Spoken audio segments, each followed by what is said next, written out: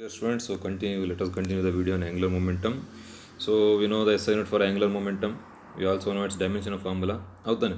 So the third note is that so L will be 0. ಅಂದರೆ angular momentum ಯಾವಾಗ 0 ಆಗ್ಬೋದು? When will be L 0? ಹೌದಾನೆ. So L ಯಾವಾಗ 0 ಆಗ್ಬೋದು ಅಂತ ನೀವು ಲೆಕ್ಕ ಹಾಕ್ಬೋದು. If you know the formula for L, what is the formula for L? L is equal to R cross P. ಹೌದಾನೆ. So L will be 0. ನಿಮಗೆ ಗೊತ್ತು ಫಾರ್ಮುಲಾ ಗೊತ್ತಿದೆ. You should know L is equal to R cross P, cross product of that is RP sin theta. ಹೌದಾನೆ. So L will be zero ಯಾವಾಗ? If ನೋಡಿ L zero ಆಗಬೇಕು ಅಂದರೆ P zero ಇದ್ದಾಗಲೂ zero ಆಗುತ್ತೆ. ಇಫ್ ಪಿ ಈಸ್ ಝೀರೋ ಅಂದರೆ if linear momentum is zero then angular momentum will be zero. ಮತ್ತು ಯಾವಾಗ? ಅಥವಾ ಇನ್ನೊಂದು case if R is equal to zero ಅಂದರೆ ಪರ್ಪೆಂಡಿಕ್ಯುಲರ್ ಡಿಸ್ಟೆನ್ಸ್ ಇದೆಲ್ಲ ಇದು ಅದು ಆರ್ ಝೀರೋ ಇದ್ರೆ ಅಂದರೆ ಪಾರ್ಟಿಕಲ್ ಇಫ್ ದ ಪಾರ್ಟಿಕಲ್ ಇದು ಅಂದರೆ ಆ್ಯಕ್ಸಿಸ್ ಅಂದರೆ ಯಾವುದೇ ಪಾರ್ಟಿಕಲ್ ಆ್ಯಕ್ಸಿಸ್ ಮೇಲಿದ್ದರೆ ಅದರ ಆ್ಯಂಗ್ಯುಲರ್ ಮೂಮೆಂಟಮ್ಮು ಝೀರೋ ಇರುತ್ತೆ.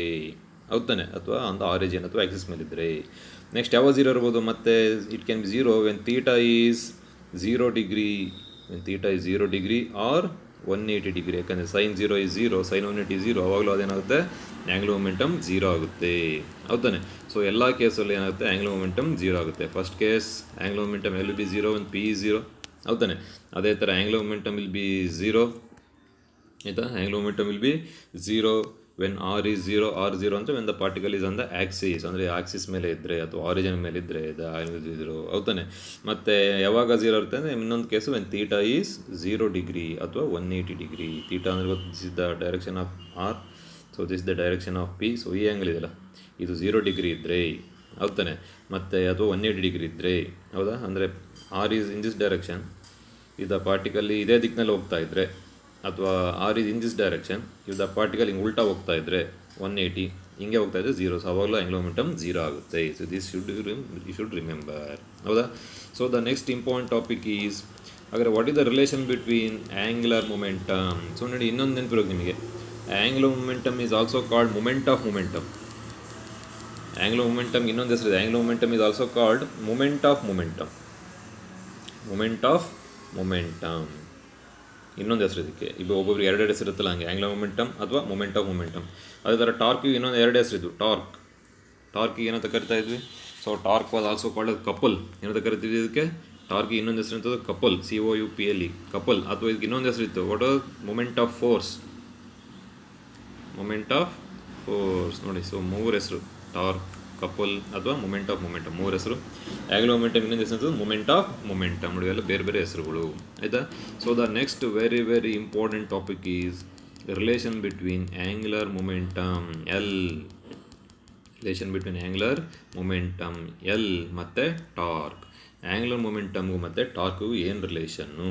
ಹೌದಾ, ವೆರಿ ಇಂಪಾರ್ಟೆಂಟ್ ಡೆರಿವೇಷನ್. ಸೊ ಈ ಸಲ ನೀವು ಡೆರಿವೇಷನ್ ಕಲಿಯೋ ನೆಸಿಟಿ ಇದೆಯಾ? ಎಕ್ಸಾಮ್ ಇದೆ, ಅಸೈನ್ಮೆಂಟ್ ಕೊಡ್ತಾರೆ ಅಂತ ಹೇಳ್ತಾರೆ, ಕಲ್ತಿರಿ, ಬಟ್ ಅಟ್ಲೀಸ್ಟ್ ರಿಮೆಂಬರ್. ಹೌದಾನೆ. ಸೊ ನೆಕ್ಸ್ಟ್ ಇಂಪಾರ್ಟೆಂಟ್ ಟಾಪಿಕ್ ಇದೆ relation between torque tau and angular momentum L. ಇವೆರಡು ನಡುವೆ ಏನು ರಿಲೇಷನ್ ಅಂತ. ಹೌದಾನೆ. So we know L is equal to R cross P. L is equal to R cross P. ಹೌದಾ. So I will differentiate. So differentiating with respect to T we get dl/dt. ನಿನಗೊತ್ತು differentiation ಅಂತ ಗೊತ್ತಾಗಲ್ಲ, ಹೇಳೋಕ್ಕೋಲ್ಲ ನಾನು. dl/dt is equal to d/dt of RHS ಅಂದರೆ R cross P. R cross ಪಿನ differentiate ಮಾಡಬೇಕು. ಇವಾಗ ಪಾರ್ಷಿಯಲ್ ಡಿಫ್ರೆನ್ಸಿಯೇಷನ್ ಅಂದರೆ ಫಸ್ಟ್ ಆರ್ನ ಡಿಫ್ರೆನ್ಷಿಯೇಟ್ ಮಾಡಿ ಪಿನ ಹಂಗೆ ಇಟ್ಟಿರ್ತೀನಿ. ನೆಕ್ಸ್ಟ್ ಇನ್ನೊಂದು ಸ್ಟೆಪ್ಪಲ್ಲಿ ಪಿನ ಡಿಫ್ರೆನ್ಷಿಯೇಟ್ ಮಾಡಿ ಆರ್ನ ಹಂಗೆ ಇಟ್ಟಿರ್ತೀನಿ. That is called partial differentiation. That will be equal to first ಆರ್ನ ಡಿಫ್ರೆನ್ಷಿಯೇಟ್ ಮಾಡ್ತೀನಿ. ಇಟ್ ಬಿಕಮ್ಸ್ dr/dt ಹೆಂಗಿದೆ ಹಂಗೆ ಕ್ರಾಸ್ ಪಿ ಆಗೇ ಇದೆ ಫಸ್ಟ್, ಪ್ಲಸ್ ನೆಕ್ಸ್ಟ್ ಟರ್ಮ್ ಏನು ಮಾಡ್ತೀನಿ, ಆರ್ನ ಹಾಗೆ ಇಡ್ತೀನಿ, ಆರ್ ಕ್ರಾಸ್ ಡಿಫ್ರೆನ್ಷಿಯೇಟ್ ಮಾಡ್ತೀನಿ ಪಿನ ಅಂದರೆ dp/dt.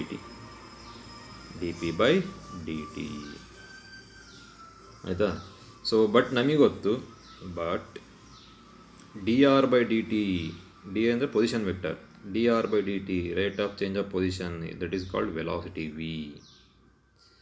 ಮತ್ತು dp/dt ಇದೆಯಲ್ಲ, also we know dp/dt rate of change of momentum. P ಅಂದರೆ linear momentum. So dp/dt is force, Newton second law, rate of change of linear momentum is equal to force. ಹೌದಾನೆ. So therefore this equation becomes, ಈ equation ಇದೆ ಇದು ಈ original equation ಏನಾಗುತ್ತೆ, it becomes d L by D t. Pen colour change ಮಾಡೋಣ. So will grow with some violet.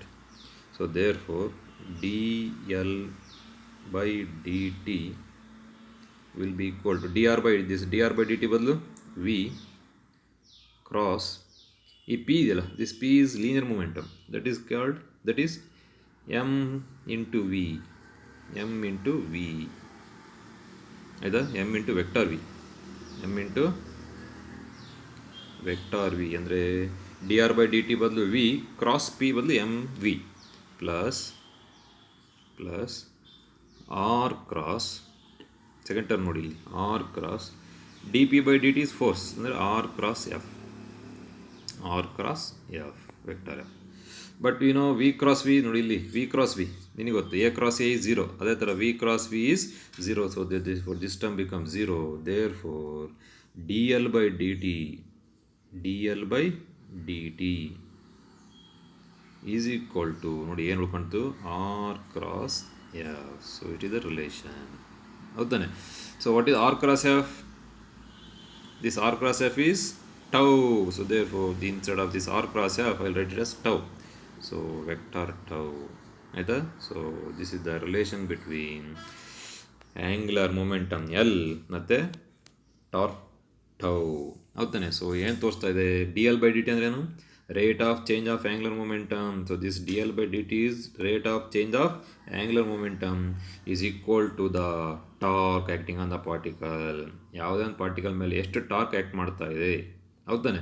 So that will be equal to rate of change of angular momentum. Example, ನೀನು door push ಮಾಡೋದು, if you push a door you are putting some torque. ಯಾವಾಗ ನೀನು ಡೋರ್ನ push ಮಾಡಿಬಿಡ್ತೀಯೋ ಅವಾಗ ಅದ್ರ angular momentum change ಆಗುತ್ತೆ, ಹೌದಾನೆ. ಅಂದರೆ ಎಷ್ಟು ಫಾಸ್ಟ್ ಆ್ಯಂಗ್ಯುಲರ್ ಮೊಮೆಂಟಮ್ ಚೇಂಜ್ ಆಗ್ತದೆ, that is rate of change of angular momentum D L by D T, that is equal to the torque. ನೀನು ಎಷ್ಟು ಟಾರ್ಕ್ ಅಪ್ಲೈ ಮಾಡ್ತೀಯೋ ಅದಕ್ಕೆ ಈಕ್ವಲ್ ಆಗಿರುತ್ತೆ, ಹೌದಾನೆ. ಯಾವ ಥರ ಇದೆ ಇಕ್ವೇಷನ್ ಇದು? ಸೊ ನಮಗೆ ಈ ಸಲ ನ್ಯೂಟನ್ ಸೆಕೆಂಡ್ ಲಾ ತೆಗೆದುಬಿಟ್ಟಿದ್ದಾರೆ, ಆಯಿತಾ.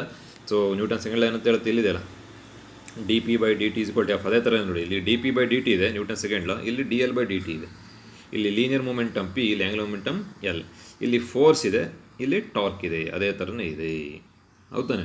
So therefore d L by D t is equal to tau. ಇದು ಒಂದು ಪಾರ್ಟಿಕಲ್ ಇದ್ದಾಗ.